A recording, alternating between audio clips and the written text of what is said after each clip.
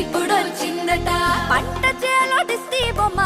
తల తిప్పిందట రైకే ఎసిన అక్కని చూసి కాకి అరిచిందట నల్ల పడ్డ